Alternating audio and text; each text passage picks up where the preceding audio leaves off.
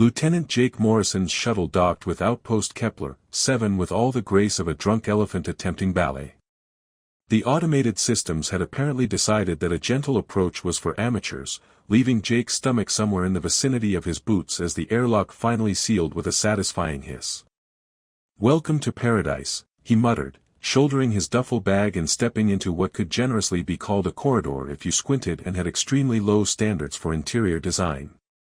The walls hummed with the kind of persistent electrical buzz that suggested the station's engineers had embraced the philosophy of, if it's not actively exploding, it's probably fine.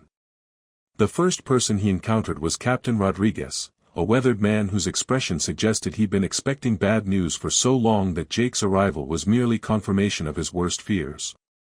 Rodriguez's handshake had the enthusiasm of someone greeting a tax auditor. "Morrison, right? Good. We need to talk." Rodriguez's tone carried the weight of someone about to deliver news that would either be very good or spectacularly terrible, with no comfortable middle ground. "Your assignment here is unique." Jake raised an eyebrow. In his experience, when military officers used words like unique, it usually meant someone somewhere had made a decision that would make perfect sense to aliens but absolutely none to anyone with a functioning brain. "Unique how, sir? Are we studying the mating habits of space jellyfish?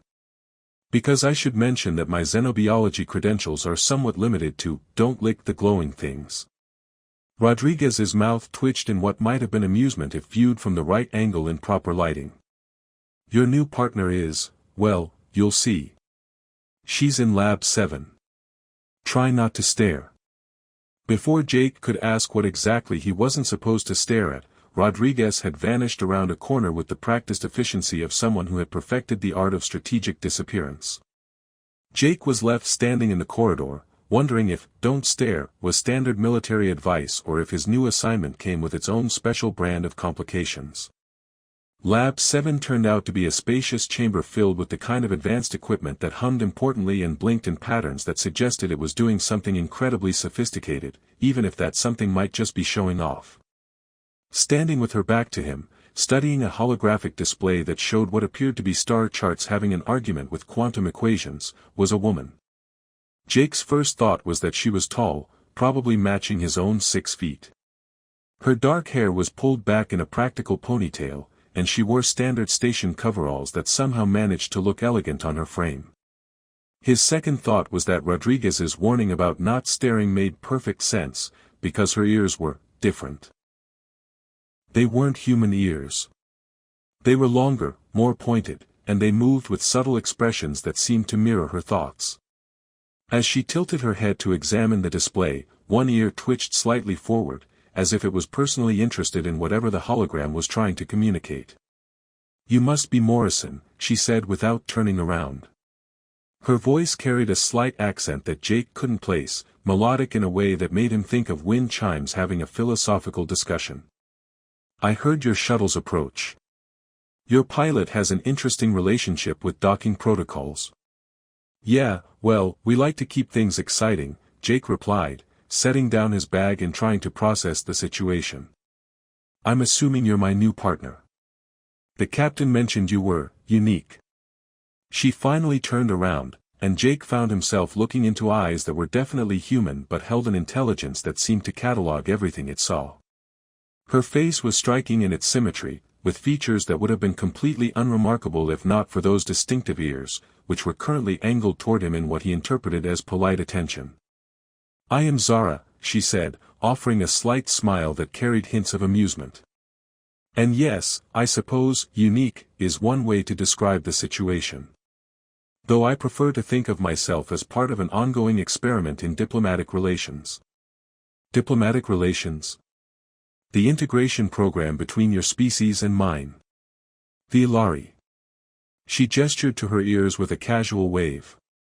"These are apparently what humans call elf ears, though I'm told the comparison is somewhat simplistic." Jake blinked. "Elf ears? Your entertainment media has given my people something of a reputation, it seems.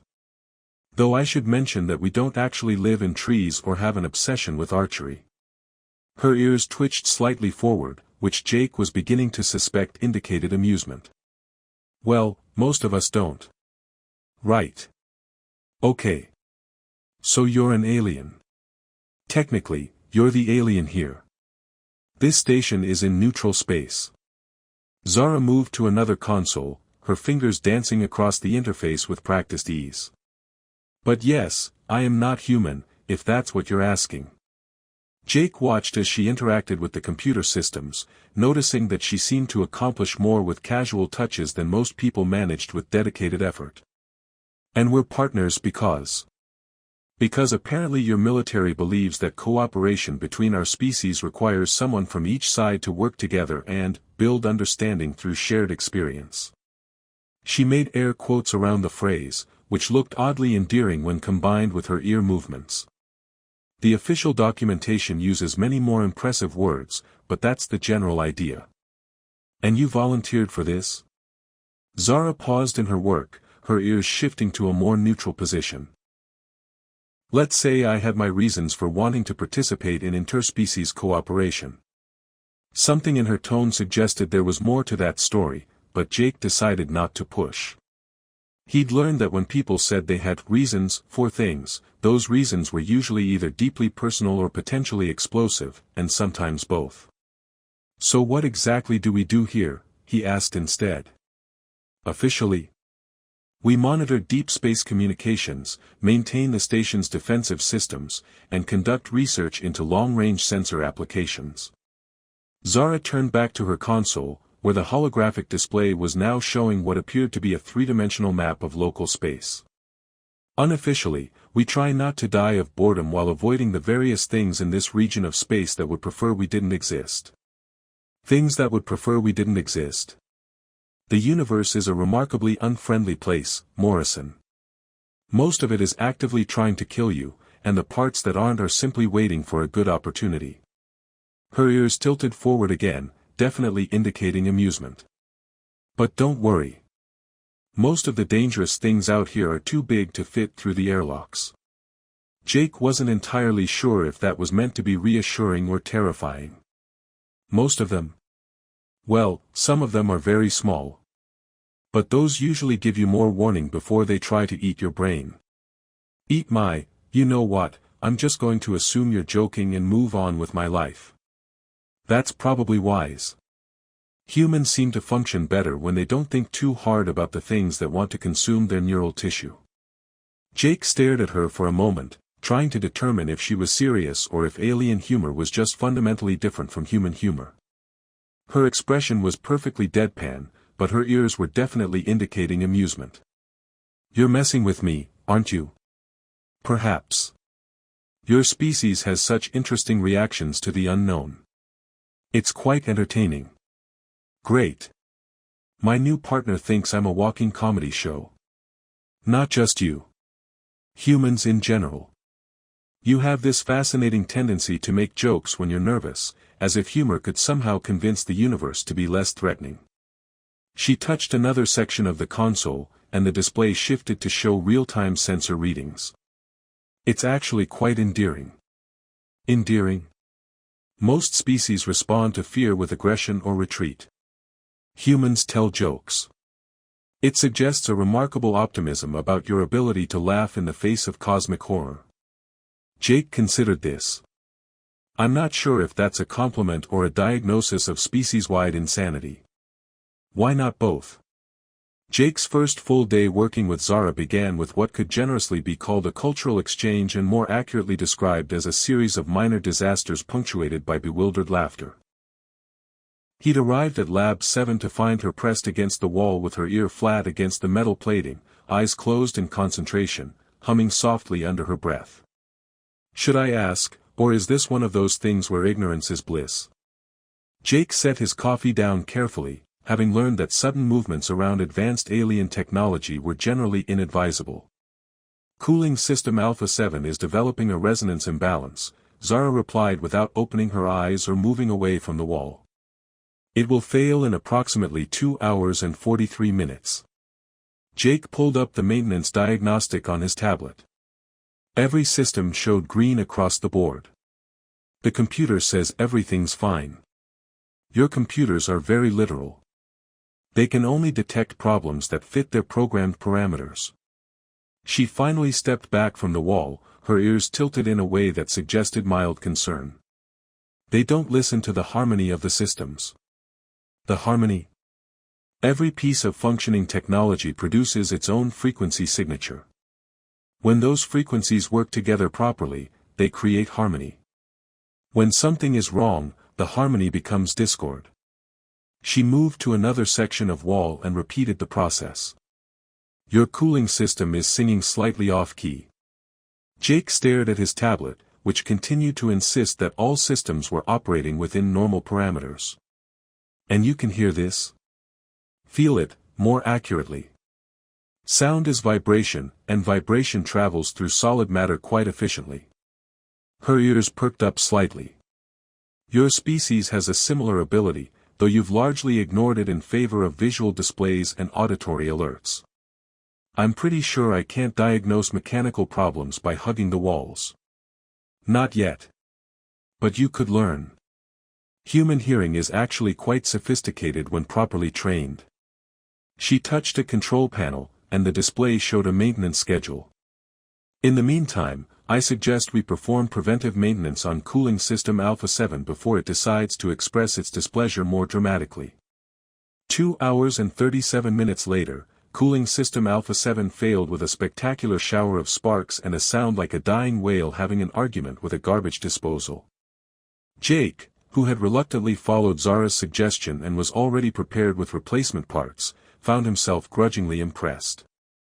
Lucky guess, he asked, installing the new coolant regulator. There's no such thing as luck in mechanical systems. There's only observation and ignorance. Zara handed him a tool he hadn't asked for but definitely needed. Though I admit your maintenance protocols are... Their repair work was interrupted by a soft chiming from the communications array. Jake looked up to see Zara's ears suddenly snap to attention, both pointing directly at the comm station with an intensity that made him think of a cat spotting something interesting and possibly edible.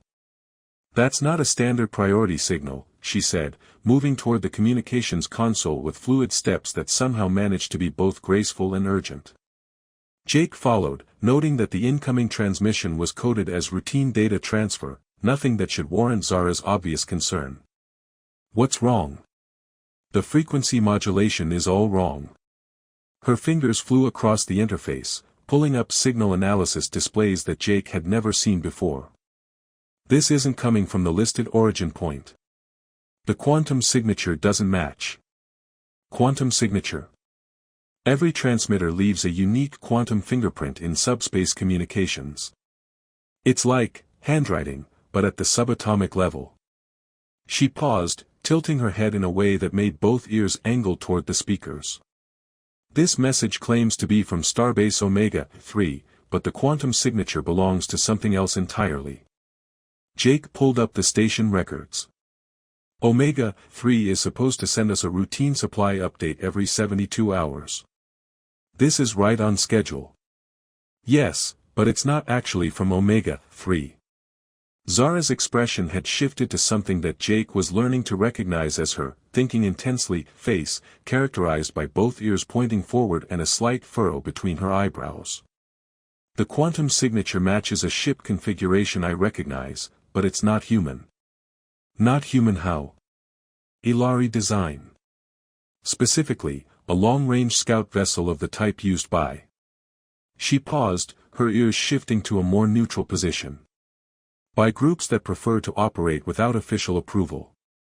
Jake felt a cold knot forming in his stomach. Pirates? More like political dissidents. My people have certain factions that disagree with the integration program. Her voice carried a careful neutrality that suggested the topic was more personal than she was letting on. They view cooperation with humans as problematic. Problematic enough to steal human identification codes and pretend to be a starbase. Problematic enough to scout human installations and determine whether they pose a threat to Ilari interests. She turned to face him fully, her expression serious. Which means they're specifically looking for stations like this one. Stations with integration program participants. Stations with traders. The word came out flat and matter-of-fact, but Jake noticed her ears had flattened slightly against her head. From their perspective, I'm a collaborator working against my own species' interests. Jake processed this information while watching Zara work at the communications console. Her movements had taken on a different quality, more focused and precise, as if she was preparing for something unpleasant but necessary. "So what do we do?" he asked. "First, we don't respond to the message. If they're fishing for information, we don't want to give them anything useful." She pulled up another display showing local space sensor readings. "Second, we run a full passive scan of the surrounding area. If there's a ship out there, I want to know where it is before it knows we know it's there. And third, we hope that my understanding of Ilari scouting protocols is better than theirs is of human defensive capabilities." Her ears shifted forward again, this time in what Jake was beginning to recognize as determination rather than curiosity. Because if they're following standard procedure, they'll try to gather intelligence for another 6 hours before making any direct contact. Jake activated the station's passive sensor array, watching as the displays populated with data about the local space environment. And if they're not following standard procedure? Then we find out whether this station's defensive systems are as impressive as the technical specifications claim they are. That's not particularly reassuring. I've found that the universe rarely offers particularly reassuring options. The best we can usually hope for is survivable with minimal permanent damage. She glanced at him with a slight smile. Though I should mention that your species' tendency to over-engineer everything might actually work in our favor for once. Over-engineer? Humans have a remarkable habit of building things to withstand forces far beyond anything they're likely to encounter. It's quite endearing, like a child building a blanket fort capable of withstanding artillery bombardment. Her ears tilted forward in amusement. Most other species build things to exactly the specifications required. Humans build things to survive the apocalypse. And that's good. In this case, yes. Because Ilari scout ships are designed to handle standard defensive capabilities. They're not typically prepared for defensive systems that were built by someone who apparently watched too many disaster movies and decided to prepare for all of them simultaneously. Jake found himself grinning despite the situation. "You really think we overbuild everything? Your coffee maker has a backup power supply and radiation shielding. For making coffee. The level of paranoid preparation is both impressive and slightly concerning." She turned back to her console, but her tone remained light. "Though I admit, it does make excellent coffee." The sensor array chimed softly, indicating the completion of its passive scan. Jake pulled up the results, noting several asteroid clusters and the usual background radiation, but nothing that obviously screamed hostile alien vessel. "Clean scan," he reported. Zara moved to look over his shoulder, her proximity carrying a faint scent like ozone and something floral he couldn't identify. "Not clean. Look at grid section 77 alpha." Jake focused on the indicated area, seeing what appeared to be a small asteroid with perfectly normal mass and radiation signatures. "I don't see anything unusual. The rotation is wrong. Natural asteroids don't maintain perfectly stable rotation in this type of gravitational environment." She pointed to a series of numbers that meant nothing to Jake but apparently told her everything she needed to know. "That's not an asteroid. That's a ship using a holographic camouflage system. Can you tell how long it's been there?" "Based on the gravitational data, at least 18 hours. They were here before you arrived." Her ears had flattened again, this time in what Jake was learning to interpret as concern mixed with annoyance. "Which means they've been watching us." Jake felt the cold knot in his stomach tighten. "Watching us do what?" "Learning our routines. Studying our defensive capabilities. Determining whether we pose a significant threat to their operations." She moved back to the communications console, her fingers dancing across controls with increasing speed. "And probably deciding what to do about me."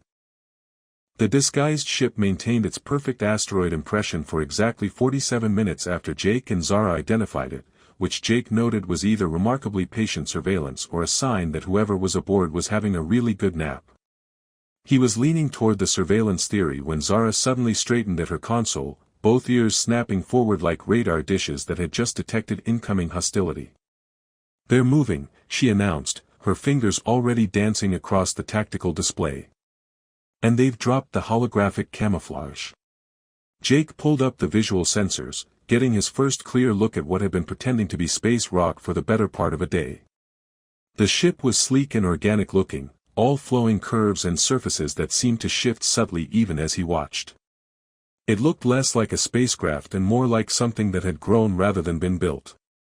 "That's definitely not human design," he observed. "Ilari biomechanical hybrid construction. The hull is partially alive, which makes it excellent for stealth operations and absolutely terrible for long-term mental health." Zara's voice carried a note of distaste. "Spending too much time aboard one of those ships tends to make the crew slightly eccentric." "Eccentric how?" "They start talking to the ship. And worse, the ship starts talking back." She pulled up the station's defensive systems, which Jake was pleased to note looked significantly more impressive on the tactical display than he'd expected. Biomechanical vessels develop their own personalities over time.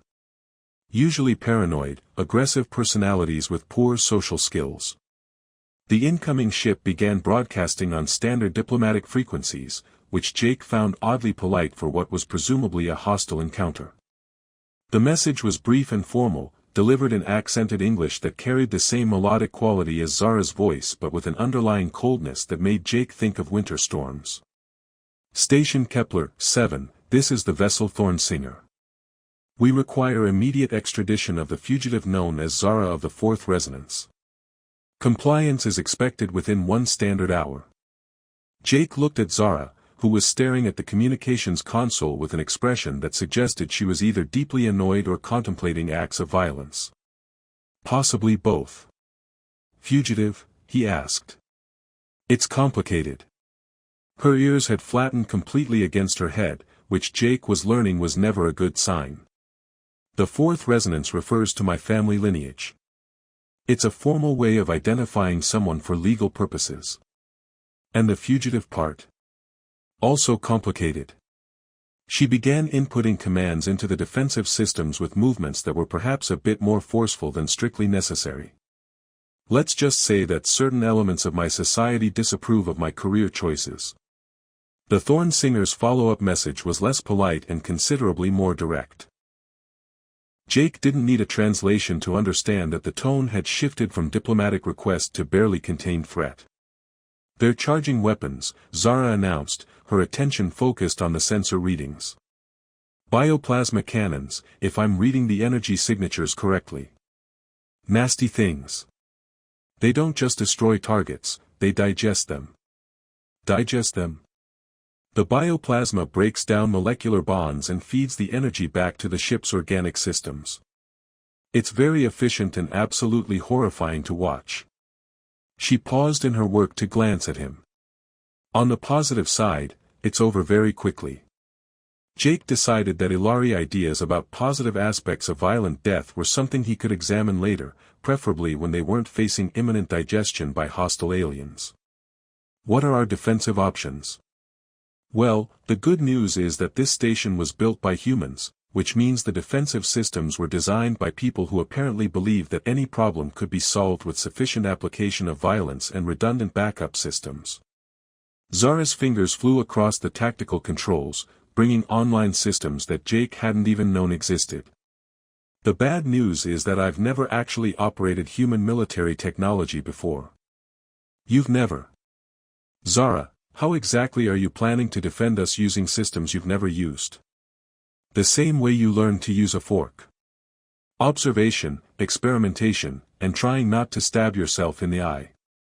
She gestured to a console that was now displaying what appeared to be a targeting interface designed by someone with both a PhD in physics and a severe addiction to flashing lights. "Besides, the fundamental principles of directed energy weapons are universal. Point the dangerous end at the thing you want to stop existing. The Thorn Singer fired a warning shot that passed close enough to the station to make the hull ring like a bell. Jake noted with some concern that the sound carried a distinctly musical quality, as if the ship's bioplasma weapons were literally singing as they fired. Was that supposed to be intimidating or artistic? He asked. Both. Ilari weapons are designed to be aesthetically pleasing as well as destructive. We believe that if you're going to end someone's existence, you should at least do it with style. Zara had managed to activate the station's primary defensive array, which Jake was pleased to discover included both conventional energy weapons and several systems he couldn't immediately identify. Though I should mention that the singing effect also serves a practical purpose. It's very demoralizing to be killed by something that sounds like a choir. And now I'm being educated about the psychology of alien weapons design while under fire. This is definitely not covered in the manual. Most things worth knowing aren't covered in manuals. Manuals are written by people who survived, and survivors tend to leave out the parts about how terrified they were. She activated another system, and Jake felt a subtle vibration run through the station's hull. There. Defensive harmonics field is now active. Defensive what now? Harmonics field. It creates a resonance pattern that interferes with biomechanical systems. Essentially, we're about to start singing back at them, but in a key that will give their ship a very bad headache. Her ears perked up slightly, the first sign of optimism Jake had seen since the crisis began. Human engineers apparently had some very interesting ideas about acoustic warfare. The Thorn Singer's response to the harmonics field was immediate and visceral. The sleek ship began to shudder and twist, its organic hull rippling as if it were experiencing some form of technological nausea. The bioplasma cannons fired erratically, their melodic song becoming a discordant wail. Is their ship seasick? Jake asked, watching the previously graceful vessel writhe through space like a fish out of water. Biomechanical vessels are essentially living creatures bonded with technological systems. The harmonics field is causing the biological components to reject the mechanical ones. Zara's voice carried a note of satisfaction. It's probably quite unpleasant for everyone aboard. How unpleasant? Imagine the worst hangover you've ever had, combined with food poisoning and the feeling that your house is actively trying to digest you. She adjusted the harmonics field, and the Thorn Singer's distress became even more obvious. Of course, the effect is only temporary. Once they adapt to the frequency, they'll be able to counter it. How long do we have? Depends on how experienced their crew is. Anywhere from 10 minutes to several hours. She glanced at the chronometer. Though given that they managed to maintain asteroid camouflage for 18 hours, I'd estimate closer to 10 minutes. Jake pulled up the communications array, considering their options. Should we try talking to them?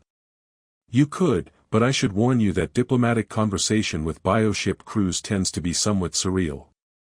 The ship's personality influences the crew's thought patterns, and bioships generally have the social skills of a carnivorous plant. She paused, tilting her head as if listening to something only she could hear. Though in this case, it might actually work in our favor. How so? The Thorn Singer is experiencing significant discomfort right now. If we time it correctly, we might be able to convince the crew that pursuing their mission isn't worth the suffering they're enduring. Her ears shifted forward in what Jake recognized as her planning expression. Bioships are remarkably persuasive when they want something, and right now, what this ship wants is for the pain to stop. The communications array chimed with an incoming message, and Jake was surprised to hear a voice that sounded significantly less confident than the previous transmissions. The speaker was clearly struggling to maintain composure while dealing with what Jake could only assume was the shipboard equivalent of the worst roller coaster ride in the galaxy. Station Kepler 7, we request cessation of hostile acoustic interference. We are prepared to discuss terms of engagement. Zara's ears perked up. They're ready to negotiate. The ship is probably threatening to eject the crew into space if they don't make the pain stop. Is that actually a thing bioships can do? Bioships can do whatever they want. That's what makes them so effective and so terrifying. The crew serves at the pleasure of the ship, not the other way around. She activated the communications transmitter. This should be interesting. Jake opened the channel, noting that Zara had moved to stand beside him at the communications console. Her presence was oddly reassuring, especially when she whispered, "Let me do most of the talking. I understand bioship psychology. Thorn Singer, this is Station Kepler 7. We're willing to discuss terms, but first we need you to power down your weapon systems." The response came after what sounded like a heated argument conducted in rapid Ilari, punctuated by what Jake could only describe as organic groaning sounds that presumably came from the ship itself. Weapon systems are, compliance is, the ship demands relief from acoustic torture before any, for crying out loud, just turn off the singing. Zara covered the microphone and whispered to Jake, the ship is overriding the crew's diplomatic protocols. This is perfect. Perfect how? Bioships have no patience for ideology when they're in pain. Right now, the Thorn Singer doesn't care about fugitive extradition or political principles. It just wants the harmonics field to stop. She uncovered the microphone. Thorn Singer, we can provide relief, but we need assurance that you'll withdraw from this system and leave Station Kepler 7 alone. Another burst of rapid conversation in Ilari, followed by what sounded like the ship itself joining the argument with a series of harmonious but clearly agitated sounds. The ship agrees. Withdrawal and no further action against the station or its personnel. But the fugitive is under the protection of human territorial law and the Integration Program Treaty, Zara interrupted smoothly. Any action against her would constitute an act of war against humanity. Jake blinked. He was fairly certain that wasn't actually how the Integration Program Treaty worked, but he decided this wasn't the time to question Zara's interpretation of interstellar law. The Thorn Singer's crew apparently reached the same conclusion, especially when their ship added what sounded like an ultimatum delivered in harmonized urgency. Acknowledged. Withdrawal commencing immediately upon cessation of acoustic interference. Zara moved to the harmonics field controls, her hand hovering over the power switch. Ready? Jake nodded, watching the tactical display as the Thorn Singer's weapon systems powered down. Do it. The harmonics field shut off, and the effect on the bioship was immediately apparent. The writhing stopped, the hull's rippling smoothed out, and the vessel's movements returned to their previous fluid grace. Within minutes, the Thorn Singer was moving away from the station at a speed that suggested its organic components were very eager to be elsewhere. Think they'll come back? Jake asked. Not in that ship. The Thorn Singer will remember this experience and refuse to return to this system. Zara's ears had returned to their normal position, and she looked considerably more relaxed. Bioships hold grudges, and they're very good at making their displeasure known to their crews. So we're safe. From that particular ship and crew, yes. From other Ilari factions. She shrugged. That's a problem for another day. Jake realized he was beginning to understand why Zara had chosen to participate in the integration program. This kind of thing happens often. Often enough that I decided cooperation with humans was preferable to constantly looking over my shoulder for politically motivated kidnapping attempts. She smiled, and for the first time since he'd met her, it looked completely genuine. Besides, your species' approach to problem-solving is refreshingly direct. When faced with a threat, you don't waste time on elaborate political maneuvering. You just build bigger weapons and hope for the best. Is that a compliment? It's an observation. Whether it's a compliment depends on whether it works. She gestured to the now empty tactical display. In this case, it worked quite well. The aftermath of their encounter with the Thorn Singer left Jake with the peculiar sensation that he'd just survived something that should have been much worse than it actually was. Zara seemed to share this feeling, though her version of post-crisis processing involved reorganizing the entire communications array while humming what sounded like a lullaby designed by mathematicians. Is that helping somehow? or are you just really excited about proper cable management? Jake asked, watching her efficiently untangle a mess of fiber optic lines that had apparently been installed by someone with a grudge against future maintenance crews. Both. Physical organization helps me process emotional complexity, and these cables were genuinely offensive to anyone with basic aesthetic sensibilities. She held up two connectors that were clearly incompatible. Also, I'm beginning to suspect that your previous technician was either colorblind or actively sabotaging the equipment. Jake examined the connector situation, noting that someone had indeed tried to force connections that were never meant to work together. Or maybe they were just working under the assumption that if you jam things together hard enough, they'd eventually cooperate. That's a remarkably human approach to problem solving. Zara's ears tilted forward in amusement. Though I admit it worked surprisingly well during our recent crisis. Their conversation was interrupted by a soft chime from the long-range communications array, indicating an incoming priority message. Jake pulled up the transmission details, noting that this one actually was coming from Starbase Omega-3, complete with proper quantum signatures and everything. Legitimate communication this time, he announced. How refreshing. I was beginning to think that all of our correspondence would involve hostile aliens and identity theft. Zara finished her cable organization and moved to the communications console. Though I should warn you that legitimate military communications are often more terrifying than the illegitimate ones. The message turned out to be a routine status update request, asking for confirmation that Station Kepler-7 was operational and that all personnel were accounted for. Jake began composing a standard response when Zara touched his arm. Wait, she said, her expression thoughtful. Before you send that, there's something I need to tell you. Jake paused, noting that her ears had shifted to the position he'd learned indicated serious conversation was incoming. Should I be worried? That depends on your definition of worry. I received a message yesterday, just before the Thornsinger situation developed. From my people. She moved to another console, pulling up a display that showed what appeared to be text in flowing Ilari script. An official summons to return home and face judgment for my participation in the integration program. Jake felt that familiar cold knot forming in his stomach again. Judgment for what, exactly?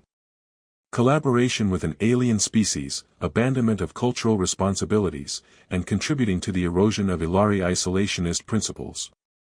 She read from the display with the tone of someone reciting a grocery list rather than serious criminal charges. Also, apparently, corruption of traditional harmonic practices through exposure to human technology.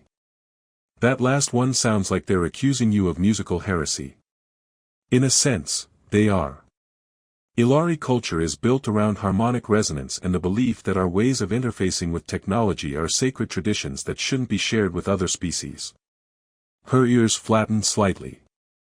The fact that I've been teaching human systems to respond to our harmonic frequencies is seen as a betrayal of fundamental cultural values. Jake considered this, realizing that Zara's casual demonstrations of her abilities had probably violated several layers of cultural taboos. And if you go back? Best case scenario, I'm exiled from all Ilari space and forbidden from using any technology that incorporates our biomechanical designs. Worst case scenario. She shrugged. Well, let's just say that my people have traditional methods for dealing with cultural traders, and none of them end with retirement parties. So you're not going back? No. I'm not. She turned to face him fully, her expression serious but not afraid.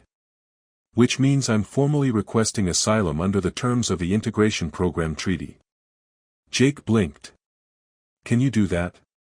Technically, yes. The treaty includes provisions for individuals who face persecution in their home territories due to their participation in interspecies cooperation programs. She pulled up another display, this one showing what appeared to be legal documentation in both English and Ilari. Though I should mention that this makes me officially stateless according to Ilari law. And according to human law. According to human law, I become your problem. Her ears perked up in what Jake recognized as her version of a mischievous smile. Congratulations, Morrison. You're now the primary advocate for the first Ilari asylum seeker in human space. Jake stared at the legal documentation, trying to process the implications. I'm not qualified to be anyone's advocate. I'm barely qualified to operate a coffee maker without adult supervision. Yes, but you're also the only human who's spent significant time working with me, which makes you the closest thing to an expert on human-Ilari relations in this sector. She gestured to the communications array. Plus, you've already proven that you're willing to defend me against hostile members of my own species, which is more than most advocates can claim. That was just common sense. You're my partner. Exactly. Something in her tone made Jake look at her more carefully. You didn't hesitate when the Thorn Singer demanded my extradition. You didn't ask for my side of the story or demand explanations about my legal status. You just accepted that I was part of your crew and started figuring out how to protect me. Jake considered this, realizing that she was right. When faced with the choice between turning Zara over to her own people or risking a confrontation, he hadn't even considered it a choice. Well, you do make excellent coffee. And you saved our cooling system. It would be wasteful to lose that kind of talent to political nonsense. Is that the only reason? The question was asked lightly, but Jake could see that she was actually curious about his answer. He thought about the past few days, about learning to work with someone whose approach to problem-solving was completely different from anything he'd encountered, about discovering that humor could bridge gaps between species just as effectively as shared technology. No, he said finally. The truth is, working with you has been the most interesting assignment I've ever had. You're brilliant, you're funny in ways I never expected, and you make me think about things differently.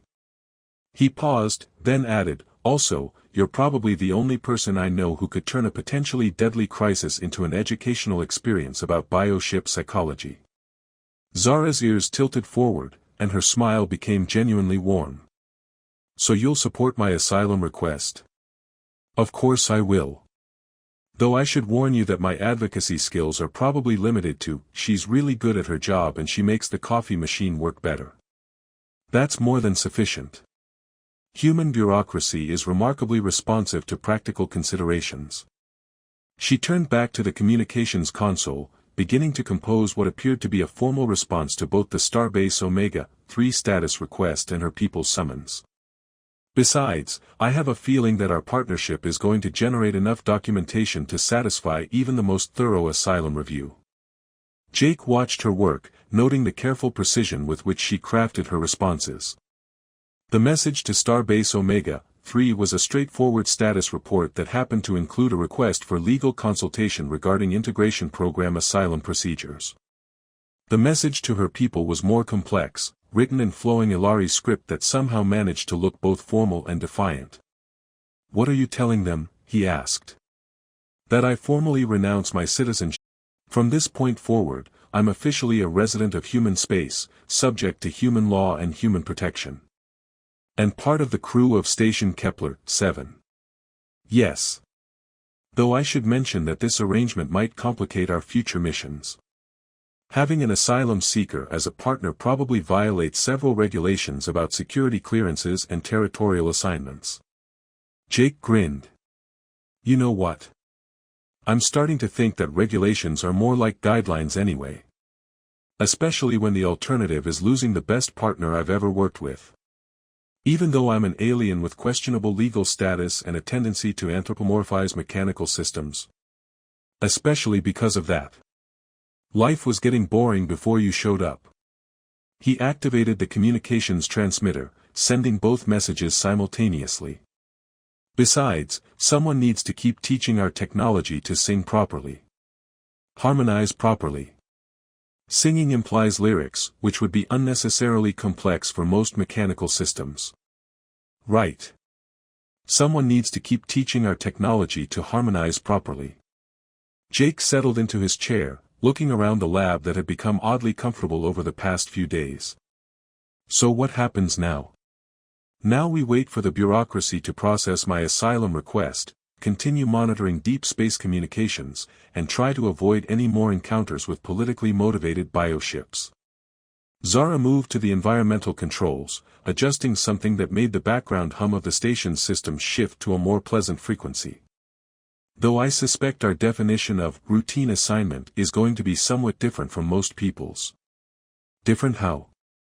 Well, for one thing, I'm probably going to keep receiving visitors from various Ilari factions who disagree with my life choices. She glanced at him with a smile that was equal parts apologetic and amused. For another, having an asylum seeker with advanced technological knowledge in human space is likely to attract attention from people who want to exploit that knowledge. Jake considered this, realizing that his assignment to Station Kepler 7 had transformed from routine communications monitoring to something that resembled a combination of diplomatic protection detail and advanced technology research. So basically, we're going to be dealing with political intrigue, cultural conflicts, and people trying to steal alien technology. Most likely, yes. And you're okay with that? Zara tilted her head, both ears pointing toward him in an expression that had become familiar and reassuring. I chose cooperation over isolation, remember? That choice comes with complications, but it also comes with opportunities. Working with you has already taught me things about human ingenuity that I never could have learned on my own. Such as the fact that humans approach problems with a combination of paranoid overpreparation and optimistic improvisation that somehow produces better results than either approach would achieve alone. She gestured around the lab, where their combined efforts had created systems that were more efficient than either human or Ilari technology could achieve independently. Your species builds defensive systems capable of withstanding apocalyptic scenarios, then uses them to solve routine maintenance problems. It's simultaneously excessive and brilliant. Jake laughed, recognizing the truth in her observation. So you're saying we're useful idiots? I'm saying you're creative problem solvers who don't let conventional limitations stop you from finding solutions. Her expression grew more serious. And I'm saying that spending time with humans has made me a better engineer, a better observer, and probably a better person. Even though it cost you your citizenship and made you a political refugee. Especially because of that. Choosing to leave my old life behind means I get to build a new one, and I get to build it with people who think coffee makers need radiation shielding and that bioship psychology is just another engineering challenge to solve. She smiled. I can't think of many better ways to spend the rest of my existence. Jake found himself smiling back, realizing that his assignment to Station Kepler 7 had become something he'd never expected, a partnership that felt like finding family in the most unlikely place imaginable. Well, when you put it like that, I guess we'd better get back to work. Those deep space communications aren't going to monitor themselves. Actually, with the modifications I've made to the automated systems, they pretty much can monitor themselves now. So what are we supposed to do with all our free time? Zara's ears perked up with unmistakable mischief. I was thinking we could work on teaching the coffee maker to harmonize with the life support systems. I have some theories about acoustic optimization that I've been wanting to test. Of course you do. Jake settled back into his chair, looking forward to whatever impossible project Zara would dream up next. Just promise me we won't accidentally turn the coffee maker into a sentient being. I'm not sure the paperwork exists for that kind of situation. No promises. But if it happens, at least we'll have really excellent coffee.